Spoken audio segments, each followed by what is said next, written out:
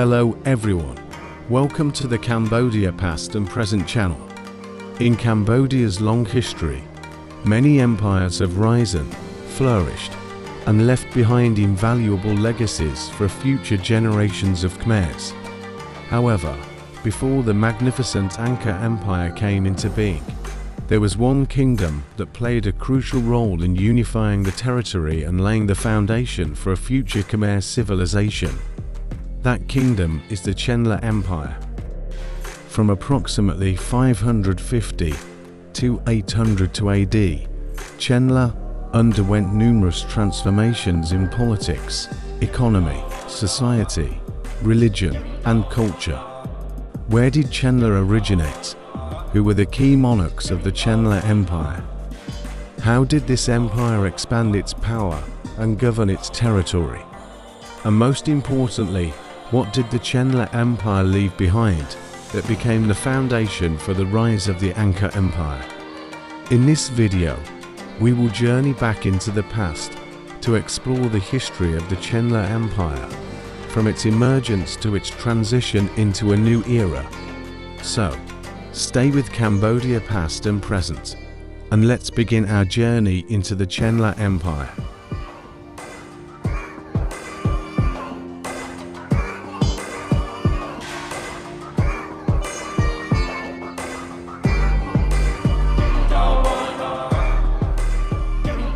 The period of the Chenla Empire began following the decline and fragmentation of the Funan Empire, spanning from 550 to 800 to CE. In its early stage, the empire was known as a prosperous territory under the leadership of King Jayavarman I and King Isanarvarman I, who unified the land and established several new capitals. However, following the death of King Jayavarman I in the 7th century, the Chenla Empire fell into internal political crisis and was divided into two major parts, Water Chenla and Land Chenla. This fragmentation severely weakened the empire's power and left it vulnerable to threats from the Javanese and neighboring kingdoms. This division persisted until the early 9th century, before King Jayavarman II returned from Java to perform a coronation ceremony proclaiming independence and reunifying all Khmer lands on Phnom Kulen. In 800 to CE, this marked the final event of the Chenla period and the official beginning of the glorious Angkor Empire era.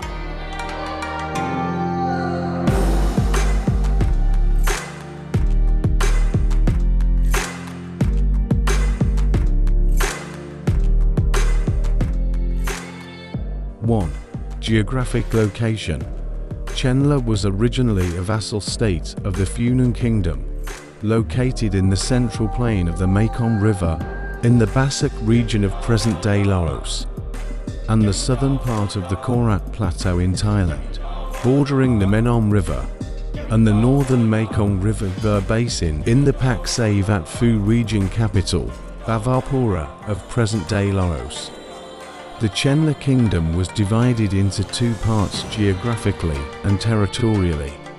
North, from the Dangrek Mountains to Nanzhao and Yunnan provinces, southern China, abounding in mountains, mountain ranges, and plateaus. South, from the Dangrek Mountains down to the sea and the Malay Peninsula, abounding in rice fields, plains, rivers, and the sea.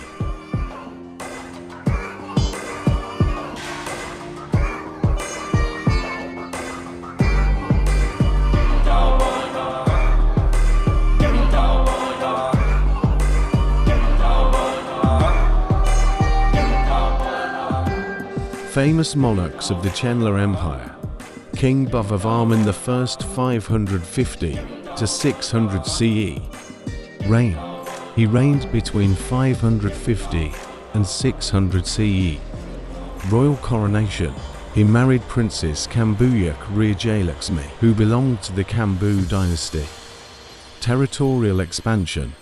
He liberated the state of Chenla from the Funan Empire and conquered the Funan Kingdom, turning it into a vassal state of the Chenla Empire.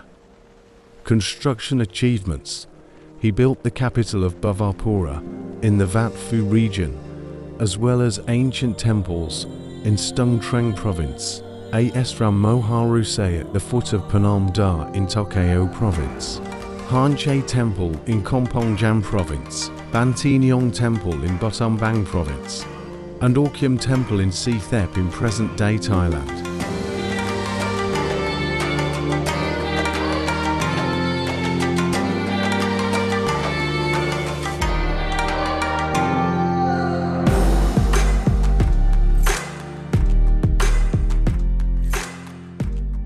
King Mahindra Varman, 600 to 615 CE. Royal lineage. He was the younger brother of King Bhavavarman I, different mothers, but the same father, and was a powerful military commander. Territorial expansion.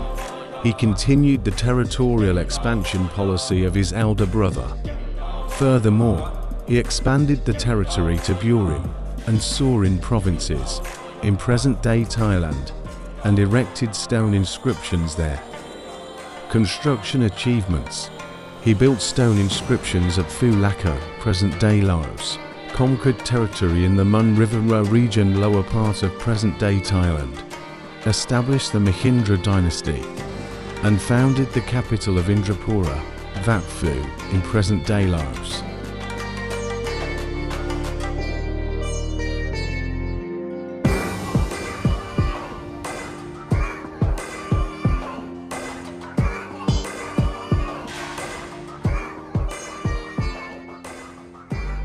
King Isanal Varman I, 615 to 635 CE. He was the son of King Mahindra Varman. He continued the policy of expanding territory into small vassal states. According to Chinese records, the most powerful king was King Isanal Varman I, who captured the capital of the Funan Empire, namely Nuravara Noka Angkor, Tokyo province, and ended the war between the Chenla Empire and the Funan Empire. He conquered territories along the Menam River basin, such as Kaumui Kau Rangphimori, Phimi 637 to 639 CE, and conquered the Mon kingdom of Dvaravati. He moved the capital to Asanapura at Samba Prakuk Temple, located in Kompong Thom province. He built the Phnom Bayon Core Temple and stone inscriptions Tokyo province, Samba Prakuk Temple Kompong Thom province, and Angkor Chinik Phra Veng province.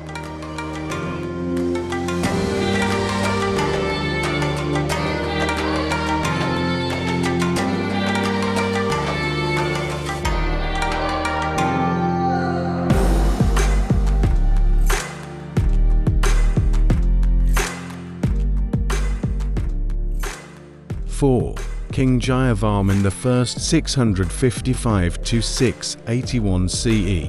He was the son of King Bhavavarman II, a previous notable king whose dynasty is unknown. He continued the policy of governing the Western Territory, namely the Menam River basin. He divided the empire into administrative regions such as Vat Phu region, from Vat Phu, Stung Treng, Bophanom, Pranoka, to the city of Sambipura, Kreti province. West from the Mekong River basin, Angkor, Battambang and the northern part of the Tamar Sap Lake. He built temples in the city of Vyadapura, Phra Veng province, at Vat Phu, Laos, and in the city of Noravarnagara, at Angkor, Tokyo province.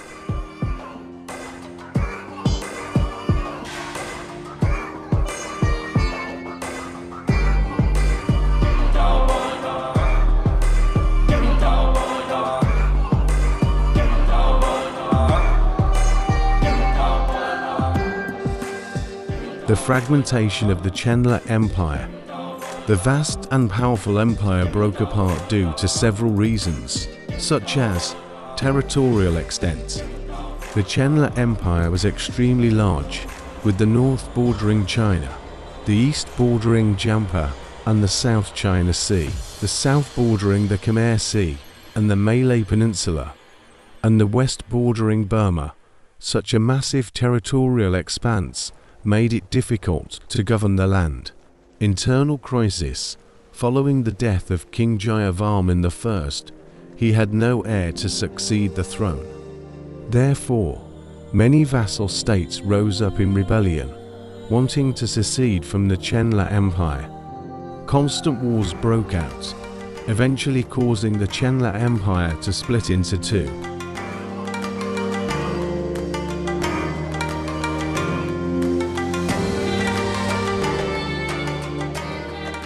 Three governing capability. King Jayavarman I passed away without an heir, and the throne fell to his daughter, Princess Jayadevi. She lamented the difficulty of governing the country as a woman, as vassal states rose in rebellion and subordinate officials disobeyed, leading to endless internal conflicts. The end of the empire. Chenla was split into two parts, land Chenla and water Chenla.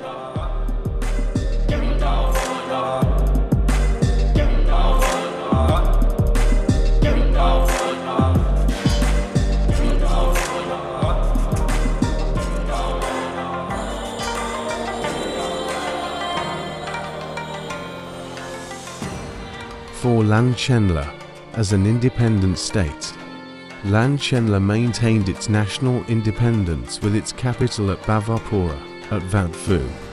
The most powerful king in land Chenla was King Jayasinghavarman, according to the inscription of Nakhon Ratchasima.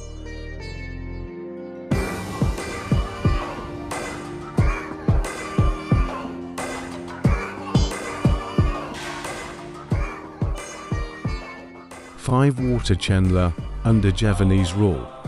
In the 8th century, water Chenla experienced a severe crisis caused by small vassal states fighting over territory and power, allowing foreigners to seize the opportunity to conquer and rule water Chenla. In Java, at the city of Vijaya, the Sailendra dynasty wielded immense influence in Southeast Asia, having built a massive Buddhist statue Tara in the center of Jakarta and the Borobudur temple. In 774, Javanese pirates sailed fleets to attack Koh Trolloc and established a military base there. In 784, the Javanese troops raided along the coasts of Annam and Jampa, destroying and burning houses, temples, and monuments. Subsequently, Javanese pirates sailed up the Mekong River into Sambiapura, Kreti province, plundering property, burning down the city, and slaughtering the population at will. The Javanese captured Khmer citizens and members of the Khmer royal family, and decapitated the Khmer king, Muhipatei Varman, taking his head back to Java. From then on, Java ruled water Chenla until 802, when King Jayavarman II liberated the country from Javanese control.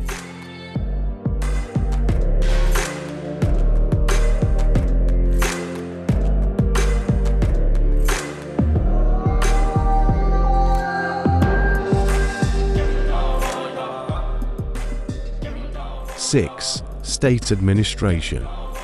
During the reign of King Jayavarman I, the Chenla Empire had its capital named Isanapura, located at the Samba Praekup Temple, along the Stongsan River Kompong Thom province. Isanapura had a population of approximately 20,000 households, alongside 33 smaller cities with populations of thousands of households each, managed by a city governor.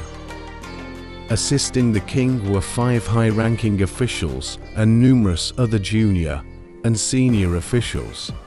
Every 3 days, the king held an audience to meet with officials, ministers, and subjects. Annually, the king ascended Mount Lingaparvata, Wat Phu, to perform sacrificial rituals dedicated to the god Bodresvara. The transfer of the royal throne passed from father to the son of the primary queen. On the day of the new king's coronation, brothers or relatives of the new king were inflicted with wounds, such as having a finger, ear, or nose cut off, and were detained until the ceremony was completed.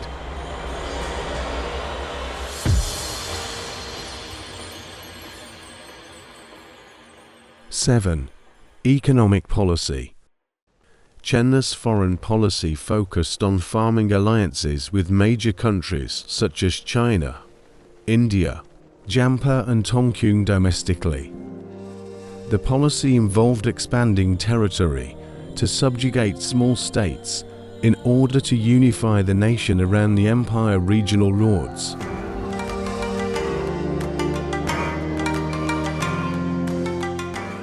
Chenla kings built cities along riverbanks for ease of using water for multiple purposes, such as daily life, religion, communication routes, trade, defense against enemies, and agriculture.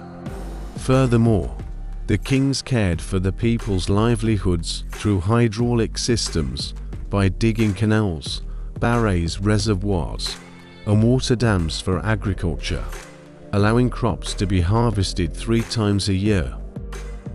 8. Social life. The people of Chenla had small builds, stood about 1.70 meters tall, and had dark brown complexions. Both men and women in Chenla preferred to wear their hair tied in top knots and wore earrings. They were sharp and quick-witted, though slightly hot-tempered. The people of Chenla considered the right hand pure and the left hand impure. Every day, they brushed their teeth with a certain type of bark before reading scriptures or reciting prayers. Regarding marriage customs, unlike the people of the Funan kingdom, if a groom favored a bride, his parents and elders would take him to visit the bride's house 2 or 3 times, bringing snacks and fruit. The bride's parents would then pick an auspicious day to take their daughter to visit the groom's house in return. After the marriage, the parents of both the bride and groom provided a portion of wealth to the new family, and the couple moved out to live separately. Funeral rites. All children of the deceased would shave their heads, fast for 7 days, and wail loudly. The funeral procession included family members, friends, clergy, and accompanying music. The body was cremated with fragrant wood, and the ashes were collected in an urn made of clay, silver, or gold, depending on whether the family was wealthy or poor.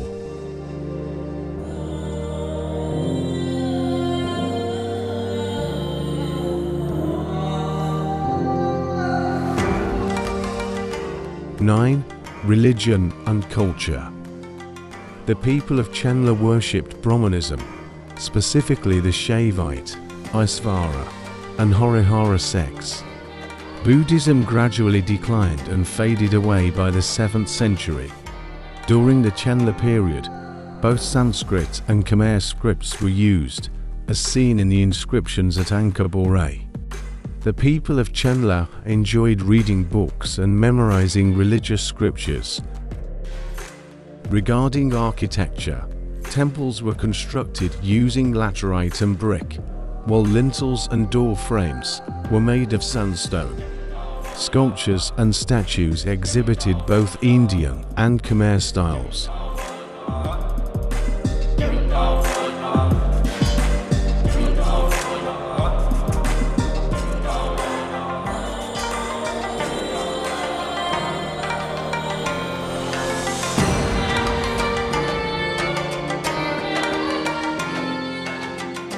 Therefore, this is a crucial story of the Chenla Empire, which became an essential part of the evolution of Khmer history.